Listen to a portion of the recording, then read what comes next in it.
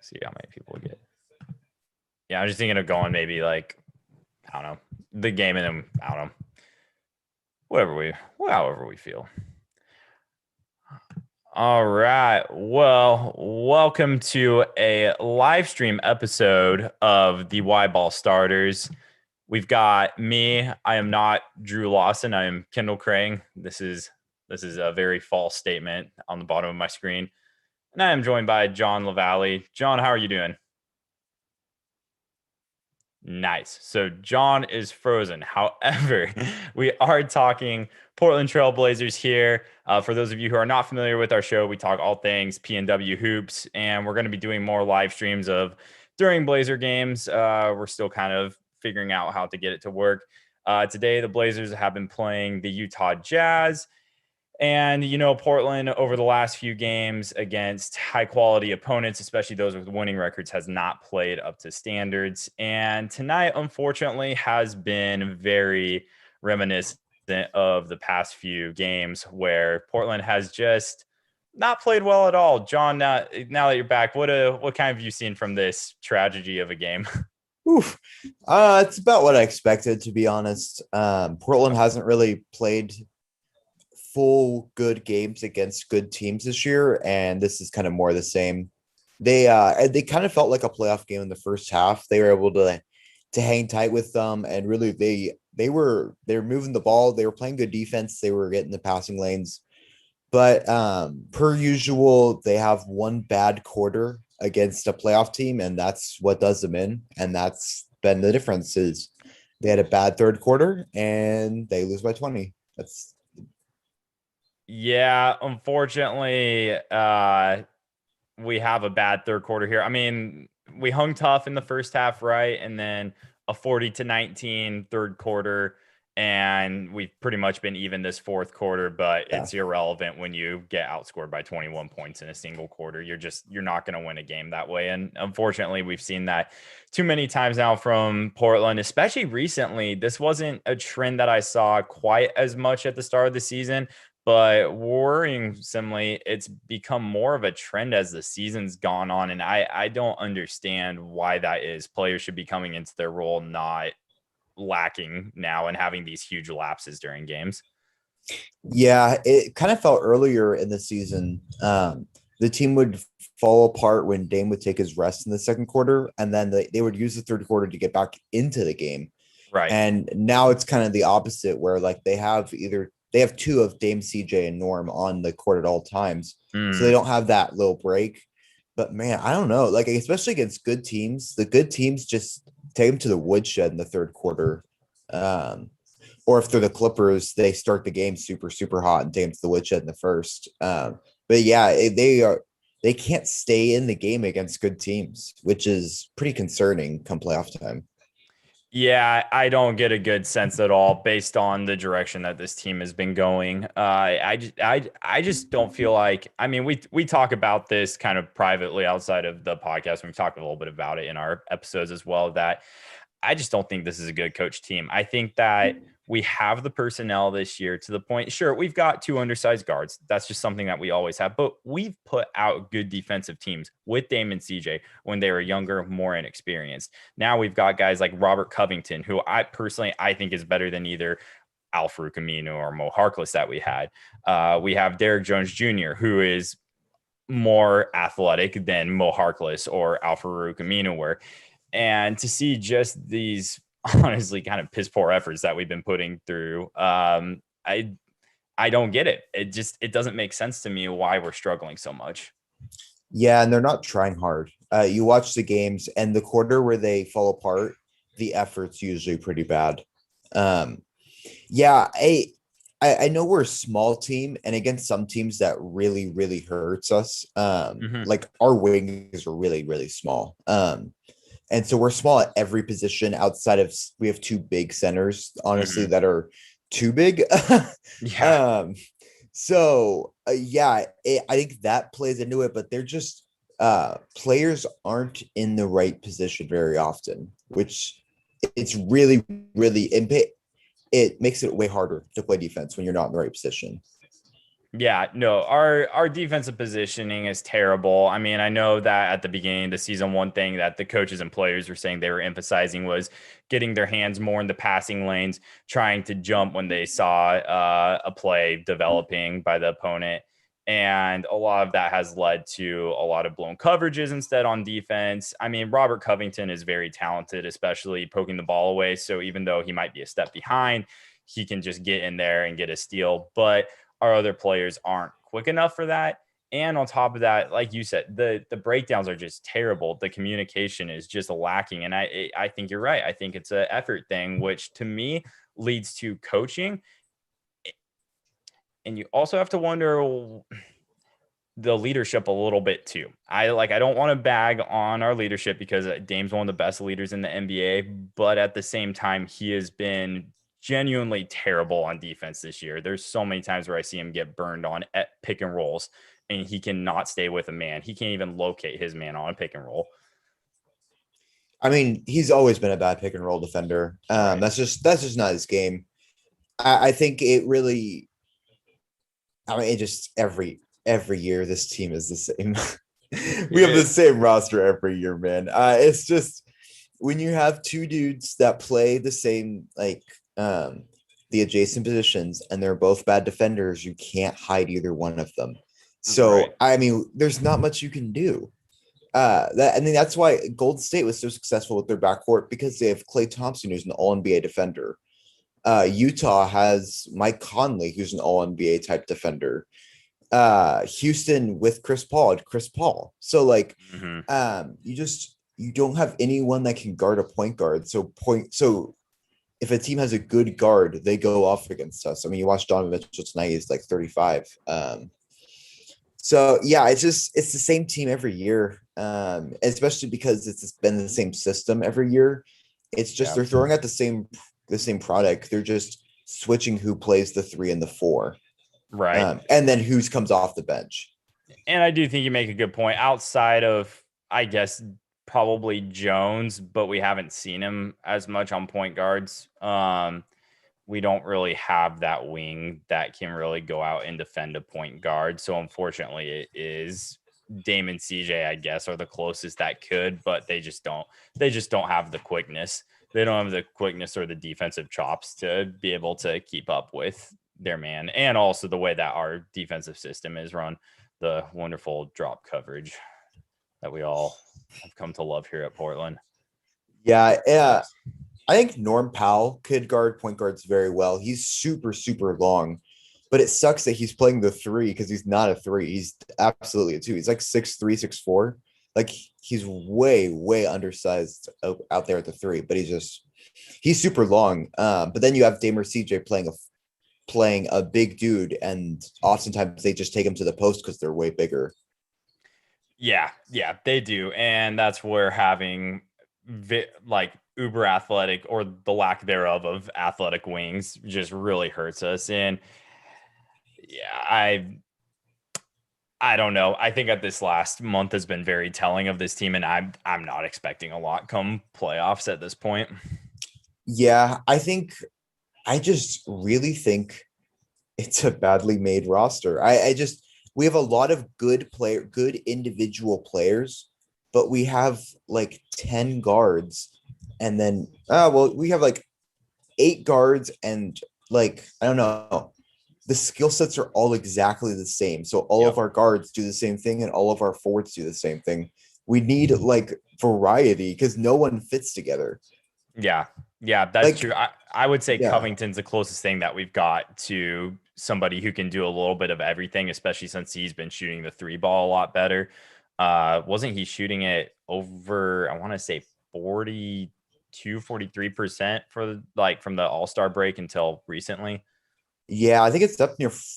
I think at least there. Yeah, it's just we there are all of our players are the same. Like we just have molds of each other, and I'm not sure because that definitely looks like that's on purpose, and I'm not Yeah. sure why. But like we need this team absolutely needs a wing that can create for others. Like, and it always has. And there hasn't seemed to be much effort or at least capabilities to get someone like that. I mean, they had Evan Turner, but then they tried to make him Damon CJ. So it's just they need one of those wings that can create their own shot because that would just open up a new element. Right. Yeah, no, that's true. And just a quick update on the game. The Portland Trailblazers do fall to the Utah Jazz 122 to 103. Portland moves to 30 and I think I should be 21. 30 and 21 on the Yes. year. 15 and 11 on the road, which is very mediocre. The Utah Jazz moved to 39 and 13, 23 and 2 at home on the year. And man, talk about two teams moving in two different directions. The Utah Jazz, hey, props to them. I thought with the roster that they were putting together that they would be a team that wouldn't really make it over the hump. And honestly, they kind of reminded me of a poor man's version of our Trailblazers for a long time. But the addition of Bogdanovich, and look, that's a team right there. If we're talking about a team that's got guys with different skill sets, look at the way that they're built. You have Donovan Mitchell, who is the scorer on the team. He can play some defense. I'll give him that. He can play some defense, but he's not a great defender. That's not what he's known for. But then you've got Mike Conley, who's been a premier defender in the league as a guard for a long time now. You've got Rudy Gobert, who's developed himself into really a really good two-way center, although I would still argue he's better defensively than offensively. You've got Bogdanovich, who can shoot the three ball really well, brings them the offense that I've always thought they've really been lacking. And then you've got Royce O'Neal, who's a really good defender. So you've got that variety there in their starting five. And then you bring off shooters like Joe Ingles off the bench. You've got Jordan Clarkson, who's a flamethrower off the bench. And yeah, I think you're right. I just think that we do lack some of that variety on our team that other teams just have and we don't. Yeah, and I think what's best served Utah recently, outside of Mike Conley was bad last year. Like, there's just no way around it. He had a bad year by his standards, and he's back to his standards now. Yeah. So I mean, that's a huge difference. But I think bringing Joe Ingles off the bench as more of a 6th, 7th man role and starting Royce O'Neal is kind of where they changed, because they were kind of the same thing as Portland when they were starting Bogdanovich and Ingles next to each other. I mean, it was pretty much the same, very, very similar players next to each other, and they didn't have that defensive versatility. But now bringing Royce O'Neal out there, he just brings that nice Swiss Army knife. And what I think really makes a difference is Portland, even though they push things to the rim, Nurkic isn't a consistent rim protector. Whereas Utah has Rudy Gobert, who is, I mean, you watch players drive to the lane, see he's there, and throw it to the 3-point line. Yeah. Like they don't want anything to do with him. And then Nurkic can block shots, and he's pretty good at contesting shots. But he's not driving fear into people. And all of the top level teams are gonna have someone in there. All the top level teams outside of Brooklyn have someone in there that you're afraid of for going up for shots. I think Brooklyn has a lot of guys that I'm afraid of, especially if I'm a Trailblazer fan. Maybe not going up for shots, but true. Oh my gosh, could you imagine playing Brooklyn healthy? Like, it genuinely would be an embarrassment. We would probably give up 150 points, or I don't know that much, but I mean, who would stop Durant? Who would stop Harden? Oh god, this team is just like, there's a lot of teams that can't stop them, though. That's not just a Trailblazer exclusive. I mean, if we're giving up we gave up 123 tonight or 122 to Utah. We gave up 47, 48 points to Giannis a couple nights ago. It's just I'm getting very tired of watching this team just consistently, in my opinion, underachieve for the talent that they do have. And yeah, there's definitely a good argument to be made that this is a very imbalanced roster. It doesn't really make sense, but I really think I was listening to Isaac and Suk on 1080 The Fan here, local station in Portland, and they were talking with Jason Quick, and they kind of all agreed that if Portland gets not even just swept out, but if they lose in the first round, this could be the year where finally we do see some dramatic change. And I definitely think that's what's going to happen. Yeah, from what I could tell, the year we made the Western Conference Finals, if we hadn't beaten Oklahoma City, Stotts would have gotten the axe. Yeah. And then you see two, if you get after that, two consecutive first round just axes. One being the 8th seed, so barely making the playoffs, and then Right. yeah, I could see it. I mean, I would like to see it because we're throwing, and it's not nothing to do with Stotts even. We've been throwing the same team out there, and we've been the Atlanta Hawks of old, where they're losing the first, maybe second round, depending on the matchup every year, but there's no actual chance of making the finals. And it's not a bad place to be, but it's really not a great place to be.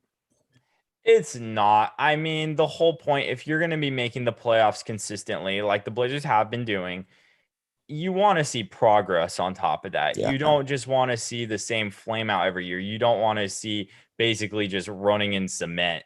You want to see actual results. And that's something that we just, outside of our Western Conference Finals year, we just haven't seen it. And I just don't see this team realistically making an NBA Finals. I don't see this team ever being able to topple as long as LeBron is LeBron. I don't see this team ever topping them. I don't see them topping Kawhi Leonard and Paul George. We have to have a wing. I'm getting to the point where I'm okay pulling at Oklahoma City and saying, you know what, we might suck for a couple of years, but at least we can build a roster the way that we want to through draft picks and assets through that route. Yeah, I just don't know. I mean, I don't think you can trade a superstar that says that he'd rather lose here than win somewhere else. So that's the thing, is I don't Yeah. think you can trade Dame. I think what I would like to see us go after, and if we don't, then gut the whole staff, I guess, is we got to look to buy into, if a superstar becomes available this offseason, throw everything at them. Yep. Doesn't matter what, throw everything. Yeah. Doesn't matter if you hurt Dame's feelings of trading CJ. Like you feels like you have to at this point, just mainly because we're throwing the same team. It feels like out there every year. If it was is I can understand that. Yeah. But even though we do struggle with injuries, we're going to either way. You gotta find a way to be competitive out there if you're making the playoffs every year. Otherwise, you're wasting someone's potential and someone's prime. Um, Even though he says he's okay with it, I mean, you can't be okay with it. No, you can't be okay with it. I mean, it's especially the way that this year's kind of starting to play out now. I can't imagine as the team leader and superstar um, for the Portland Trailblazers, you can't be happy with the results you're saying. And kind of going off what you were saying as far as getting a free agent, a superstar, I think the problem that we might run into is that Jody Allen, just some of the moves that she's been making just really seem to indicate that she's not willing to really go into luxury tax. And I just don't know how, I don't know what type of team we would have remaining. But that being said, if we can do what like the Lakers have done, for instance, where I know they've got LeBron and Anthony Davis, and those are two of the best players in the NBA, LeBron arguably still the best. Uh, with Dame and a legitimate second superstar who is a wing or a four, some type of big guy, I think that you could make pieces work around them and give yourself a chance to make a run for the finals or Western Yeah, Conference Finals at least. if you can get a player on Dame's level to play with Dame, I think you're a legit championship contender. Dame is that sort of dude that's going to succeed. Um, and so if you can find someone else that's like that, I think you can build a team around that. I mean, I agree with the organization, though. I don't think this is the team to go into the luxury tax for. Mm-mm. If it was a better team, I Yeah. absolutely could imagine they would, because they have. And that's what's really interesting Well, this offseason. That was with Paul Allen though, not Jody Allen. These are, I mean, True. I know that she was paying for the highest. I think we had the highest payroll last year, I want to say, in the league. Yeah. But still, you can see where cuts have been made in order to avoid that luxury tax. And I think that's a big reason why we traded Gary Trent. That's kind of been the consensus, and I tend to agree with that as well. Although we are taking a risk on Norman Powell returning, or because of his player option. But Yeah. The thing is Norman's going to opt out.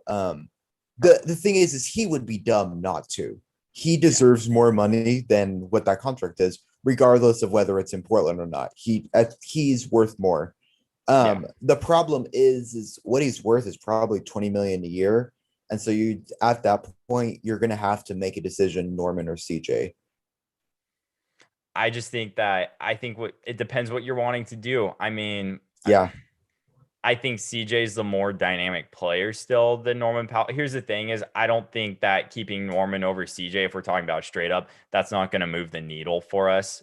Oh, And of I course not. think No. at this point, anybody who watches any sort of amount of Portland Trailblazers can agree that no matter what guard combination you take, if it's undersized guards, it's not winning you a title. I mean, the only one would be a healthy Klay Thompson from a couple years ago. That's the only type of guard that could potentially vault us to that next level. But he's 6'7", so like he's about as big as you can get shooting guard. Right. Yeah, exactly. And that's the thing So is he's he's not not an undersized undersized. guard. He's not an He's undersized huge guard. and his long arms. So I mean, like he's barely even a guard. Maybe we can go get a Ben Simmons. I think that Philly, I know that's always been a hot trade idea is CJ to Philadelphia, and in return we get Ben Simmons. I don't think that'd be a terrible trade, although Philadelphia is having a really good year, so I don't know if that's a trade that they would do at this oh, point. I'm sure they wouldn't. Ben I, Simmons is like the leader for DPOI, so I mean, I doubt yeah, they do he that. is. He is. I think Ben Simmons is much more valuable than CJ McCollum, and to be quite 100%. honest, I do think though, if they had brought that idea up a couple of years ago, even I think that could have been a whole different conversation. Yeah, it's unfortunate Giannis signed a super max because I know him and Dame are friends, and they've publicly like talked about teaming up in the future. But I mean, with him signing the supermax, I doubt he wants out, obviously.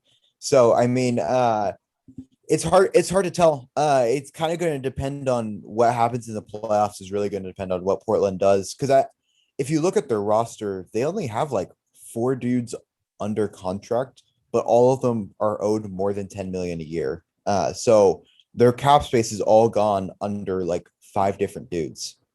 Which So is insane, and that puts a lot on the line. yeah.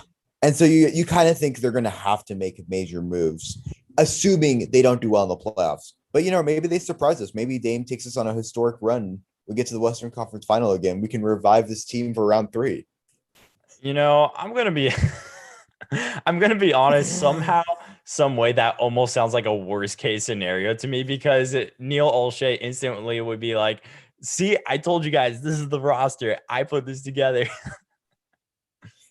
Exactly. Plus, I mean, that just says, doesn't that just sound like the Blazers? To like Yes. the year where it feels like, okay, we're definitely going to need a change. They're like, they just do just enough. Psych. Just enough. Oh my gosh. We'll get some random matchup. We'll end up being the 7. We'll play Phoenix. Phoenix's inexperience outside of Chris Paul will take over. We'll beat take them. The And Clippers then, will choke in the second round, obviously. So we well, yeah, beat them. clearly. And then we lose to the Kawhi will just Lakers in decide to take 4 load management in the second round. PG goes like 2 for 17 every game. And then we lose to the Lakers in 4 in Western Conference Finals. But 2 of the games were close. We only lost by 6 points in 2 of the games. So that's true. It's a win. And in the last game, Enes Kanter has a 20-20 game. As we lose by 30. That sounds familiar. That does sound familiar. So kind of looking ahead here, we've got Portland playing the Detroit Pistons. I mean, if we lose that game, then I'm just turning off the TV for the rest of the year. Oh, fun note. Did you see Mo Harkless's dunk against the Pistons today? I did not. Yo, look that up right now live. That he like put a hammer on a dude. That like Pistons bench even reacted. Is he on the Heat still? He's on the Kings now, baby. He's on the Kings, that's right. He got traded for Trevor Ariza. No. Trevor Ariza was in the Thunder. Mo Harkless is insane. Dunk of the year. Oh, let's see this. Maybe he's found his niche here in Sacramento. Out of all places. Yeah, right. I mean, when's the last time a player found their niche in Sacramento? Jeez. At least we're not Sacramento Kings fans. That must be depressing. All right, Mark, let's see what you got here.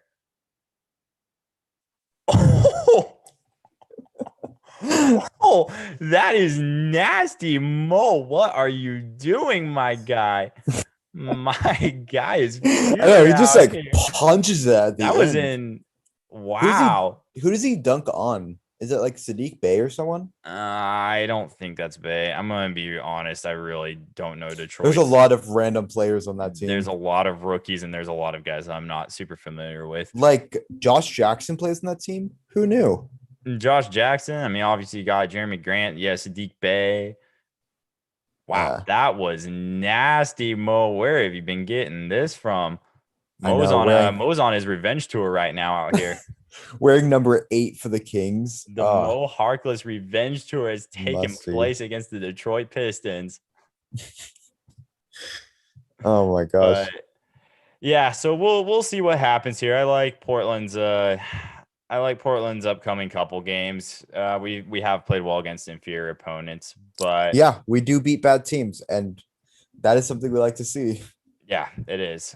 Well, anyways, so with that said, disappointing result, not surprising though.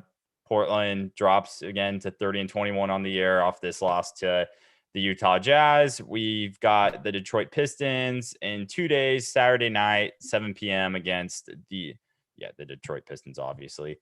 Who are we playing? The Detroit Pistons, actually. We played Detroit. Oh, the Yes. Pistons from Detroit. The Right. Pistons of Detroit. Yes, that is correct. Right. Those Pistons specifically. Right. Uh At any, 7 p.m. at 7 p.m. Yes, on Saturday. That is Right. correct. And who do we play Saturday? So, anyways, wrapping up this show, wrapping up this live stream. Follow us, Y Ball Starters. We're on Instagram, Facebook, Twitter.